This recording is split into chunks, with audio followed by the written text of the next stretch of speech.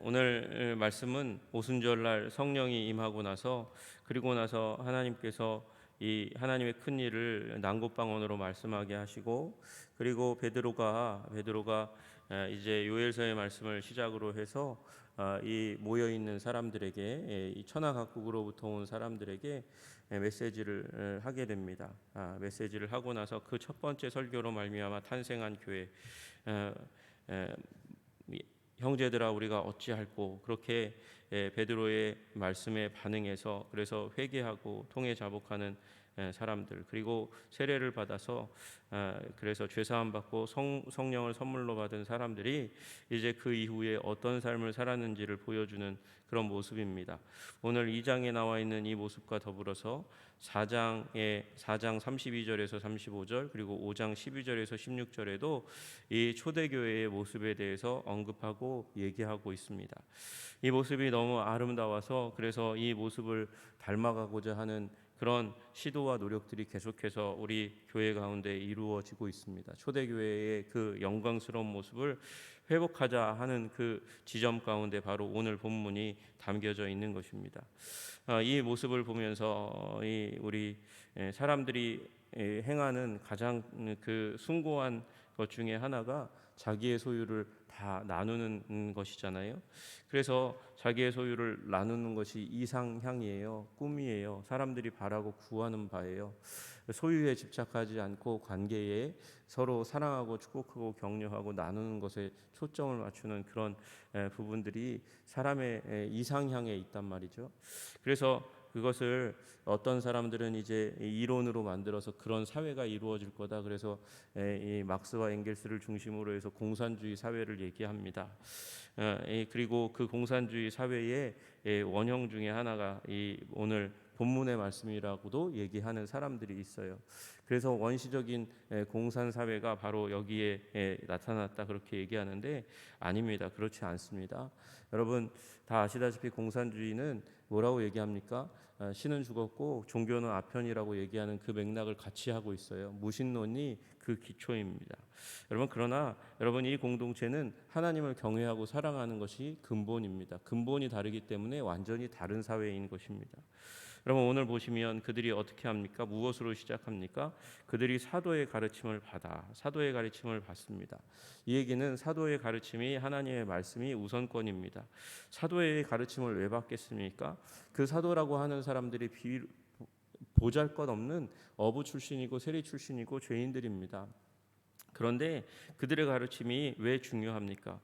그들의 가르침은 지상에서 가르치셨던 예수님의 메시지의 연장선에 있고 부활하신 예수님의 그 가르침의 연장선에 있기 때문에 그렇습니다. 이 땅에 사셨고 그리고 부활하시고 승천하신 예수님의 제자임과 동시에 증인이기 때문에 그 사도들의 가르침에 최우선순위를 두는 거죠. 여러분 우리가 예수님을 구주요 주님으로 믿는 공동체 가운데 있습니다. 여러분 예수님의 가르침이 우리의 이 신앙생활의 삶의 중심을 자리 잡고 그렇게 예수님 중심으로 살아가는 공동체 되어야 되는 줄로 믿으시기를 주님의 이름으로 축복합니다. 이것이 기초입니다. 이것이 기본입니다. 그것이 중심입니다. 그 중심이 사라지고 기초가 사라지고 기본이 사라지면 그 공동체는 기독교 공동체라고 얘기할 수 없는 것입니다. 무너질 수밖에 없습니다. 예수님의 가르침이 예수님의 말씀이 예수님의 목적이 우리의 삶의 목적이 되고 뜻이 되고 방향이 되고 삶이 되기를 소원합니다. 여러분 그것의 기초에서 그들이 무엇을 합니까? 서로 교제하고 떡을 떼며 오로지 기도하기를 힘쓰니라 그렇게 이야기합니다. 여러분 여기 기도한다고 말씀하고 있어요. 기도는 우리가 할 수 있는 가장 중요한 행동 중에 하나입니다. 기도는 예수님을 드러내는 행동이에요. 그리고 기도는 예수님을 구주요 주님으로 인정하는 행동이고 그 예수님을 중심으로 할 때 기도할 때 그리고 기도하면 하나님이 우리에게 성령 충만하게 하시는 은혜가 있습니다. 성령이 우리의 삶의 마음의 중심을 차지하게 하시고 성령께서 우리 마음의 중심을 차지하게 하면 우리가 변화되죠. 성령의 열매를 내적인 열매를 맺게 되고 그리고 나아가 복음 전하는 그런 공동체로서의 역할을 감당하게 됩니다. 기도하기를 힘쓰고요. 오로지 기도하기를 힘쓰는 가운데서 무엇을 하냐면 교제하고 떡을 뗍니다. 여러분, 그래서 기도하기를 힘쓰니까 교제가 힘을 얻고 거룩하게 되는 거예요. 여러분, 교제할 때 기도하지 않고 그래서 성령 충만하지 않으면 인간적인 얘기가 나올 수밖에 없습니다. 인간적인 얘기가 나오면 서로 이 마음에 불화가 쌓이고 갈등이 쌓이고 결국은 싸우게 되는 일들이 일어나는 것입니다. 여러분, 우리 교회 모든 성도님들이 기도하기에 힘써 성령 충만 받으시기를 주님의 이름으로 축복합니다. 그래서 만날 때마다 즐겁고 기쁘고 만남으로 말미암아 서로 위로가 되고 격려가 되는 그런 공동체 되기를 소원합니다. 그리고 떡을 떼며라고 얘기하고 있습니다. 떡을 뗀다는 것은 다시 말하면 성찬식을 한다는 거예요. 애찬과 성찬과 식사가 함께 섞여져 있는 행동을 한다는 것입니다. 이건 좀 이따가 다시 한번 말씀드리겠습니다. 그래서 서로 교제하고 떡을 떼며 오로지 기도하기를 힘씁니다. 여러분, 이렇게 사도의 가르침을 중심으로 해서 교제하고 예수님의 마지막 만찬을 기념하면서 오직 기도하기에 힘쓰니까 사람마다 두려워했다, 이렇게 얘기합니다. 여러분, 이 사람마다 두려워하는데 라는 말은 이 사도들의 활동과 그리고 교회의 모습을 통해서 사람들마다 주위에 있는 사람들이 하나님을 경외하는 마음, 하나님을 두려워하는 마음, 정말 하나님이 역사하시고 일하시는구나 라는 그런 경외감이 충만하게 그 마음 가운데 전파되어 이렇게 확산되어 갔다는 것을 의미하는 것입니다.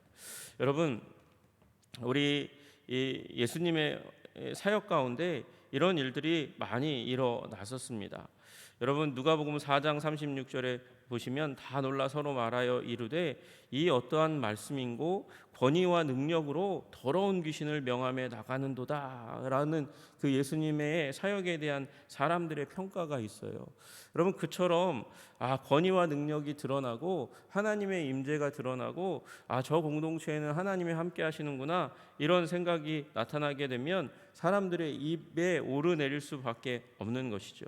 누가복음 5장 26절에도 모든 사람이 놀라 하나님께 영광을 돌리며 심히 두려워하여 이르되 오늘 우리가 놀라운 일을 보았다 하니라.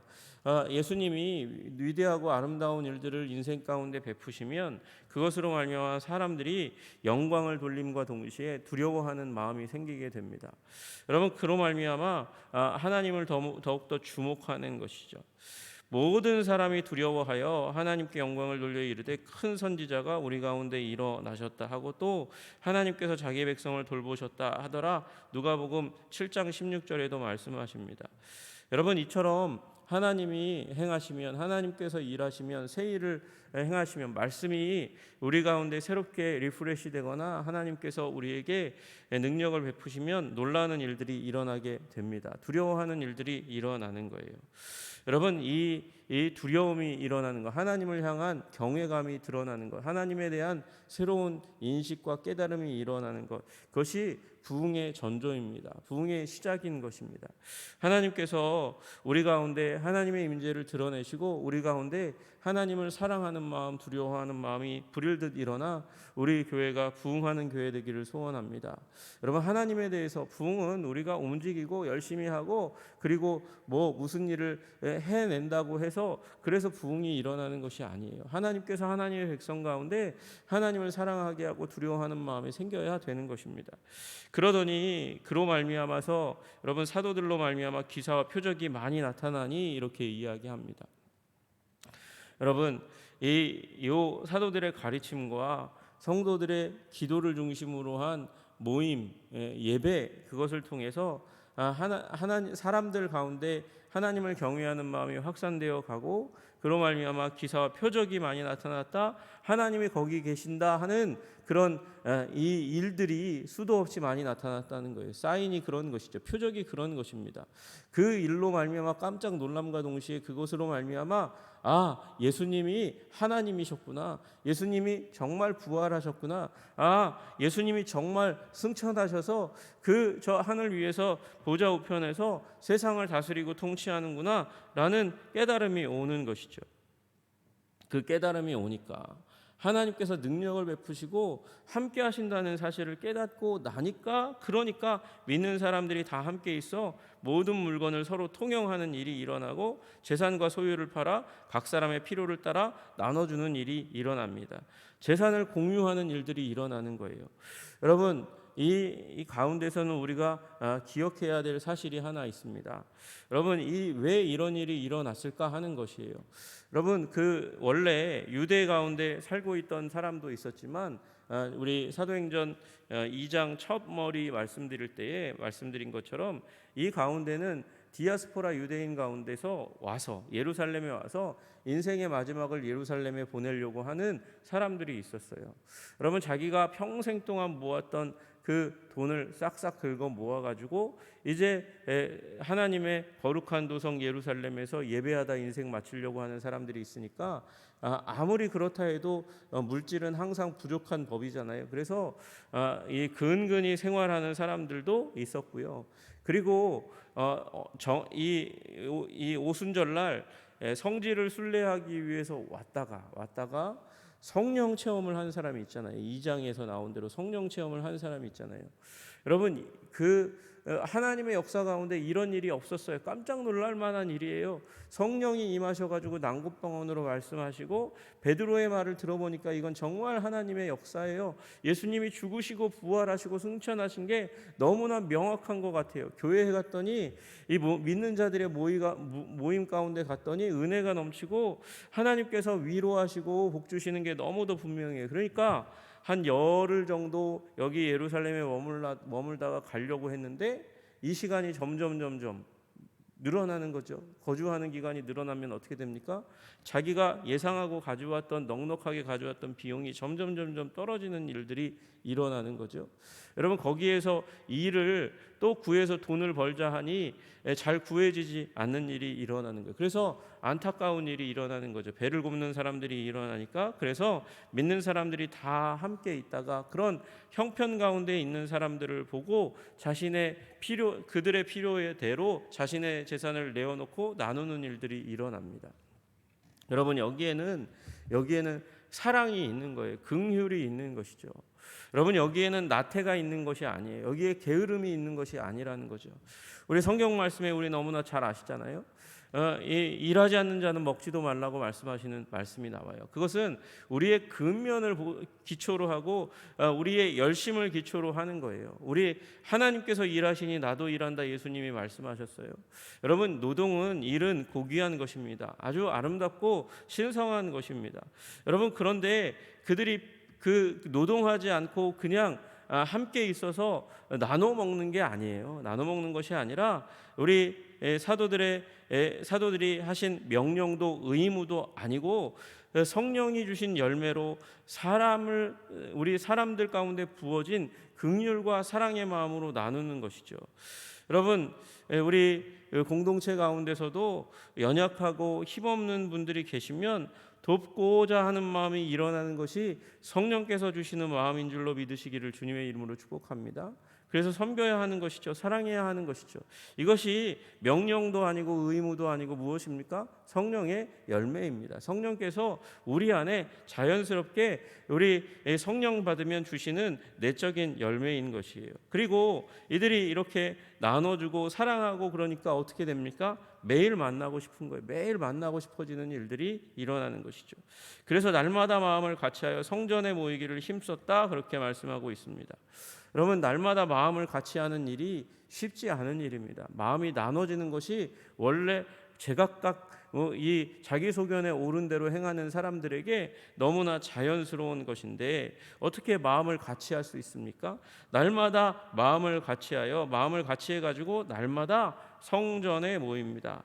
그리고 집에서 떡을 뗍니다. 여러분, 날마다 마음을 같이하여 성전에 모인다. 성전에서 매일 성전은 어떤 공간입니까? 성전은 유대교에 속한 모든 사람들이 모이는 곳이에요. 여러분, 처음에 교회는 유대교에서 떨어져 나갈 생각을 하지 않았습니다. 유대교에 머물러 있고 유대교의 전통을 따라 살아가는 것이 기본이라고 생각했습니다. 그래서 날마다 성전에서 모여서 마음을 같이 해서 그래서 뭐 했을까요? 매일 교제하고 기도하고 그리고 복음을 선포하는 일들을 해왔어요. 사도행전 5장 20절에도 가서 성전에 서서 이 생명의 말씀을 다 백성에게 말하라 하매 그들이 듣고 새벽에 성전에 들어가서 가르치더니, 여러분 성전에 가서 이 제자들이 사도들이 가서 말씀을 가르친 이유가 무엇입니까? 성령께서 그렇게 하라고 말씀하시는 거예요. 성전에 서서 이 생명의 말씀을 다 백성에게 말하라. 그러니까 성전은 전도의 장소예요. 전도의 장소입니다. 여러분 이 일들이 계속해서 이루어집니다. 사도행전 5장 42절에도 그들이 날마다 성전에 있든지 집에 있든지 예수는 그리스도라 가르치기와 전도하기를 그치지 아니하니라. 집에서도 그랬고 성전에서도 선교합니다. 선포합니다. 이것은 예수님이 하신 일의 계승입니다. 예수님도 살아계실 때 성전에서 가르치셨어요. 누가복음 19장에 보시면 예수께서 날마다 성전에서 가르치시니, 그러니까 예루살렘에 오시면 예수님은 성전에서 가르치셨고 제자들도 성령께서 그 마음 주셔서 성전에 가셔서 거기서 선포합니다. 교제도 하고 기도도 하고 복음 전하는 장소가 바로 성전이었습니다. 그리고 거기에서 끝나지 않고 집에서 떡을 떼며 성찬을 했다는 거예요. 애찬을 했고 식사를 했다는 것입니다. 이 당시의 성찬, 이 예수님의 전통을 따라서 마지막 만찬의 모습을 따라서 떡을 떼고 잔을 기울이며 예수님의 죽으심을 기념함과 동시에 그 다음에 이제 그들이 서로 사랑을 나누는 식사의 자리로 그렇게 유지해 간 거예요. 여러분 그래서 고린도전서에 보시면 11장 20절 21절에 이런 식탁의 모습, 초대교회의 식탁의 모습을 얘기하다가 여러분 여기에서 부작용이 일어나니까 나중에 이 애찬과 성찬을 나누고 식사를 나누는 일이 일어난 거죠. 고린도전서 11장 20절 21절에 보니까 그런즉 너희가 함께 모여서 주의 만찬을 먹을 수 없으니 이는 먹을 때에 각각 자기의 만찬을 먼저 갖다 먹음으로 어떤 사람은 시장하고 어떤 사람은 취함이라 이렇게 얘기해요. 원래 떡을 떼고 그리고 잔을 나누면서 예수님의 성찬을 기념하는 것인데 예수님의 몸과 흘리신 피를 기억해야 하는데 할 수 없다는 거예요. 왜 할 수 없냐? 각각 자기의 만찬을 갖다 수북히 갖다가 먹고 이 뒤에 올 사람들을 생각하지 않고 그렇게 배 터지게 먹으니까 어떤 사람은 배고프고 너는 너무 많이 먹어가지고 술 취한다 이렇게 얘기하는 거죠. 여러분 원래는 이게 하나였는데 부작용으로 말미암아 그렇게 나눈 것이죠. 어디에서 성찬을 나누었다고요? 집에서요. 집에서 떡을 떼며 예수 그리스도의 죽으심을 그렇게 기념하는 일이 있었다는 거예요. 처음에는 기쁨과 순전한 마음으로 이렇게 했는데 악한 사람들이, 자기중심적인 사람들이 이 기쁨과 순전한 마음을 깨니까 문제인 것이죠. 여러분 우리도 성령 충만해서 우리 예수님의 우리 삶의 곳곳 가운데, 사실 원칙적으로는 삶의 곳곳 가운데 예수님의 죽으심을 기념해야 합니다. 여러분 그것을 할 수 있는 마음은 순전한 마음입니다. 그것을 할 때 우리 가운데 기쁨이 넘쳐나는 거예요. 언제든지 예수님의 십자가 중심의 삶을 사시기를 주님의 이름으로 축복합니다. 여기서 말하는 기쁨은 그냥 일상적인 기쁨을 얘기하는 것이 아닙니다. 그냥 우리 마음에 좋은 일 만나면 일어나는 그런 기쁨의 수준이 아니라 환희로 감동되어서 그렇게 우리 마음에서 넘쳐나는 기쁨이죠. 어디에서 이 일이 일어납니까? 예수님의 십자가로 말미암아 우리에게 기쁨이, 환희가 견딜 수 없는 우리의 일상의 삶을 압도하는 환희가, 기쁨이 넘쳐나는 줄로 믿으시기를 주님의 이름으로 축복합니다. 여러분 그래서 성전에서는 거기에서 유대 백성들이 다 하는 것처럼 가서 소식을 나누고 이 삶을 나누는 교제를 하고 거기서 하나님께 기도하고 또 전도의 장소로 삼았고, 그리고 믿는 자들끼리는 집으로 가서 거기서 음식을 먹으면서 서로 교제하는 일들이 일어났습니다.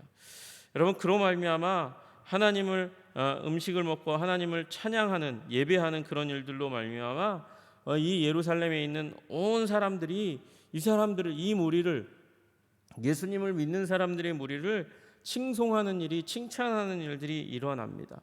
여러분 우리가 칭찬받는 사람이 되어야 되는 줄로 믿으시기를 소원합니다. 사람들 가운데 저 사람들은 다른 사람들이고 귀한 사람들이라고 여겨지는 일이 일어나야 하는 거예요. 여러분, 예수님도 이 키가 자라가면서 그러면서 사람들의 사랑을 받아갔다고 말씀하십니다. 하나님의 은혜 받아서 성장해 가면서 사람들에게 또 사랑을 받는 일들이 일어나는 거예요. 여러분, 우리 그리스도인들이 호감을 얻는 사람들이 되시기를 소원합니다. 호감 얻으려면 좋은 사람 되어야 됩니다. 아름다운 사람 되어야 하는 것입니다. 온 백성에게 칭송을 받으니 칭찬을 받으니 호감을 얻으니까 주께서 구원받는 사람들을 날마다 더하게 하시니라 말씀하십니다. 여러분, 좋지 않은 사람에게 사람들이 모이지 않습니다. 여러분, 우리는 원래 죄인입니다. 악한 사람입니다. 더러운 사람들입니다. 그런데 어떻게 좋은 사람이 될 수 있습니까? 오늘 본문의 말씀의 중심에는 주님이 중심이 되시기 때문에 이런 일이 가능하다고 말씀하시는 것입니다. 사도들의 가르침, 그것이 중심이었습니다. 기사와 표적, 예수님께서 일으키신 놀라운 일들이 그들의 삶의 중심 가운데 있었습니다. 그리고 그들은 그들의 입술로, 그들의 삶으로 예수님을 증거했습니다. 예수님이 중심에 있었습니다. 떡을 뗀다, 예수님의 십자가 죽음을 기념하는 것이 그들의 삶의 중심 가운데 있었습니다. 예수님이 중심에 있으니까 삶이 변화됩니다. 마음이 기쁨으로 가득 차게 되고 칭송받을 만한 아름다운 인격과 삶을 살아가는 것이죠. 여러분, 우리 한성교회 모든 성도님들이 예수님을 중심에 모시고 삶으로 말미암아 풍성한 삶, 기쁨이 넘치는 삶, 아름다운 삶, 변화되는 삶, 세상에 감동을 주는 삶 살아가시기를 주님의 이름으로 축복합니다. 기도하겠습니다. 하나님 아버지, 감사합니다. 하나님, 초대교회가 예수님 중심의 공동체가 아름답게 견고하게 주님을 중심으로 기초로 해서 서 있으니까 너무나 든든하고 아름답게 성장해 갑니다. 주님, 은혜와 사랑을 우리에게 더해 주사 우리도 하나님 아버지, 우리 교회도 예수님을 중심으로 모시고 더 아버지 아름답게 살아가시고 주님께서 아버지 성령 주심으로 말미암아 하나님 아름다운 삶 살아갈 수 있도록 주님 도와주시옵소서. 아름다운 선교 공동체로 이 마지막 시대 가운데 쓰임 받을 수 있는 교회 될 수 있도록 주님께서 우리를 붙들어 주시고 인도하여 주시옵소서. 예수 그리스도 이름 받들어 기도드리옵나이다. 아멘.